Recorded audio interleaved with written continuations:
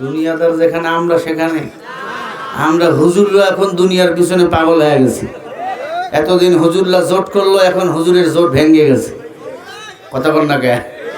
জামাত চরমনাই সব হুজুররা জোট করলো, হঠাৎ করে চরমনাই বাইরে হয়ে গেছে। কারণ কি? আমার সিট কম হয়ে গেছে, আসন কম হয়ে গেছে। তাহলে তো আমরা দুনিয়াদার হয়ে গেছি। আবার জামাতের আমির সাহেব নাকি বলছে কোরআন সুন্নাহ দিয়ে রাষ্ট্র চালাবো না। হ্যাঁ, ক্ষমতায় গেলে কেমনে কোরআন সুন্নাহ দিয়ে রাষ্ট্র চালাবেন? আমাদের যে প্রচলিত আইন আছে এটা থেকে ক্ষমতায় যাইতে হবে। এই প্রচলিত আইন আস্তে আস্তে সরাই ফেলে কোরআন সুন্নাহর আইন বাস্তবায়ন করে দেশ চালাতে হবে। ঠিক না ভাই? ঠিক। তবে জোট ভেঙে গেছে, আমি বিচলিত নয়, আমি টেনশন করি না। কারণ তারেক রহমান সাহেব যেদিন দেশে আসছে উনি বলেছে রসুলের আদর্শ দিয়ে রাষ্ট্র চালাবো। নবীজির আদর্শ মানে কোরআন শরীফ। ওনারাও যদি কোরআন দিয়ে রাষ্ট্র চালায়, ওনাদের সাথে আমাদের কোনো দ্বন্দ্ব আছে নাকি ভাই? ওনারাও মুসলমান, আমরাও মুসলমান। তবে চরমনাই বাইরে হয়ে গেছে জামাতি ইসলামের ভাইদের, হেফাজতে ইসলাম, এরপরে খেলাফতে মজলিস, খেলাফতে ইসলাম, আর অনেক 10টি রোল রয়েছে, ইনসেপি রয়েছে। ইনশাআল্লাহ ক্ষমতায় যে আসুক না কেন, কোরআন সুন্নাহ দিয়ে এই বাংলার জমিন আমরা গঠন করতে চাই। ঠিক না বা ঠিক? কোরআন ক্ষমতায় গেলে চোর আর চুরি করতে পারবে না, ডাকাত ডাকাতি করতে পারবে না, দুর্নীতিবাজরা অটের বদলে বাঁশ দিতে পারবে না। রাতের বেলা আমার মা এখান থেকে হেঁটে পাবনা শহর যাবে, কোনো পুরুষ ইফটিজিং করার দূরের কথা চোখে চোখ দেওয়ার সাহস তারা পাবে না। এজন্য বলেন কোরআনের সংবিধানের দরকার আছে না নাই? মনে রাখবেন আমাদের এখন ঐক্য হতে হবে। চতুর্দিকে ভারত, পিছন দিকে বঙ্গোপসাগর। ভারত আমাদের বন্ধু না দুশ্মন? জোরে বলেন। তবে ভারতকে যারা বন্ধু বানাতে চায় এদের থেকে আমাদেরকে দূরে রাখতে হবে, দূরে থাকতে হবে। জামাত চরমনাইয়ের ঐক্য ভেঙে গেছে, এটা নিয়ে বিচলিত হওয়ার কোনো কারণ নাই। আল্লাহ যা করে মঙ্গলের জন্যই করে, কারণ সব কিছু ফয়সালা করেন কে? আরো জোরে বলেন। তবে আমরা ইসলামের মধ্যে থাকব। যারা ইসলামের ভিতর থাকবে না, আল্লাহর জান্নাতের দলের লোক তারা হতে পারে না।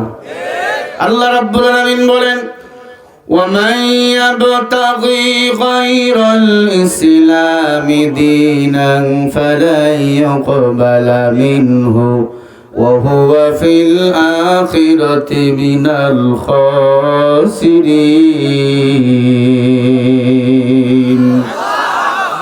সূরা আল ইমরানের 85 নম্বর আয়াত। আল্লাহ বলে ইসলাম ব্যতীত অন্য কোন দল, অন্য কোন ধর্ম যদি কেউ পালন করে, আল্লাহ বলে তারা ক্ষতিগ্রস্ত। আমি আল্লাহ বললাম তারা নিজেরাই নিজেদের কপাল মন্দ করলো। কথাকার আমাদের দলের নাম হবে ইসলাম। ইন্নাদ-দীনা ইনদাল্লাহিল ইসলাম। আল্লাহ বলে আমি আল্লাহর কাছে একমাত্র পছন্দনীয় ধর্মের নাম হলো ইসলাম, দলের নাম হলো ইসলাম। একটি মাত্র পৃথিবীতে ধর্ম, সেটা হলো ইসলাম, আর কোনো ধর্ম নাই। একটি মাত্র দল, আল্লাহর দল, বাকি দলগুলো সব শয়তানের দল।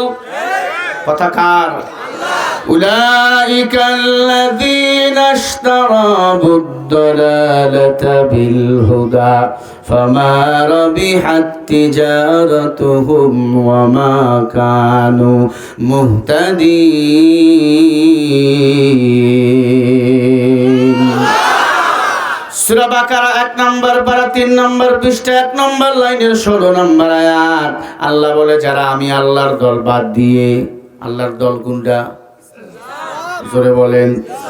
আল্লাহ বলে যারা আমি আল্লাহর দল ইসলাম বাদ দিয়ে অন্য কোন দল, অন্য কোন কর্মকে অনুসরণ করবে, আল্লাহ বলে তারা নিজেরাই নিজেদের কপাল মন্দ করলো। বলেন কথাকার। ইসলাম হলো চিরদিনের শান্তি সুখের ঠিকানা, ইসলাম ছাড়া অন্য সবে জাহান্নামের ঠিকানা। ইসলাম হলো চিরদিনের শান্তি সুখের নিশানা, ইসলাম ছাড়া অন্য সবে জাহান্নামের ঠিকানা। শান্তির আশায় দেশের মানুষ দৌড়াইতেছে হইয়া বেহুশ, মরিচিকার পিছে গড়ে জীবন মরণ সাধনা, ইসলাম ছাড়া অন্য সবে জাহান্নামের ঠিকানা। আমরা সবাই জান্নাতে যেতে চাই, আগে আল্লাহর গোলামি করতে চাই। আমার হায়াতের মালিক আমার আল্লাহ, মৌতের মালিক আমার আল্লাহ, খাওয়ান আমারে আল্লাহ, পরান আমারে আল্লাহ, চলান আমারে আল্লাহ। মাঝখানে আমি তাগুদের দল করব কেন? ইসলাম বিদ্বেষীদেরকে আমি নেতা বানাবো কেন? আমার নেতা মুহাম্মদুর রাসূলুল্লাহ সাল্লাল্লাহু আলাইহি ওয়াসাল্লাম, আমার নবী 63 বছর জিন্দেগিতে একটা মিথ্যা বলেন নাই। বলছে? আমার নবী এমন নবী, আমার নবীকে আল্লাহ পাক এত ভালোবাসতেন, আমার নবীকে আল্লাহ তাআলা এই জন্য সবার আগে জান্নাতের মেহমান বানাবেন, তারপরে নবীর উম্মতদেরকে আল্লাহ জান্নাতের মেহমান বানাবেন। বলেন সুবহানাল্লাহ। ইমামুল আউয়ালিনাল আখিরিন বাহরে সাদকা রাহমাতাল লিল আলামিন। কিন্তু নবীর উম্মত সাবধান, রাহমাতুল লিল আলামিন হবে আমার নেতা, আমার দল হবে ইসলাম। মনে থাকবে? আরো জোরে বলেন, আমার দল কি হবে? আরো জোরে বলেন। যেই দলে নামাজের কর্মসূচি নাই, রোজার রাখা লাগবে কর্মসূচি নাই, নামাজ না পড়লে কোনো শাস্তি নাই, রোজা না রাখলে কোনো শাস্তি নাই, যেই দলের ভিতরে ওই দল আর যাই করুক না কেন এই জমিনে শান্তি কখনো নিয়ে আসতে পারে না।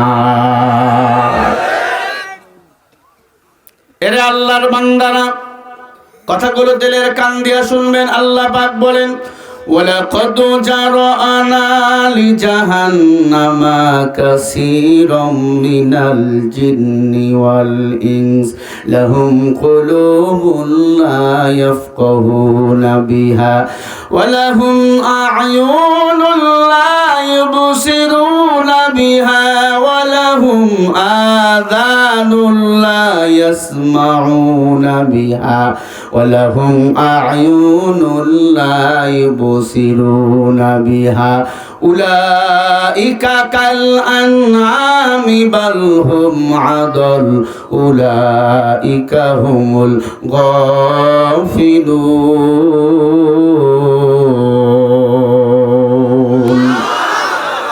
আল্লাহ বলেন, কিয়ামতের ময়দানে অধিকাংশ জিন ও ইনসানের দল জাহান্নামে যাবে।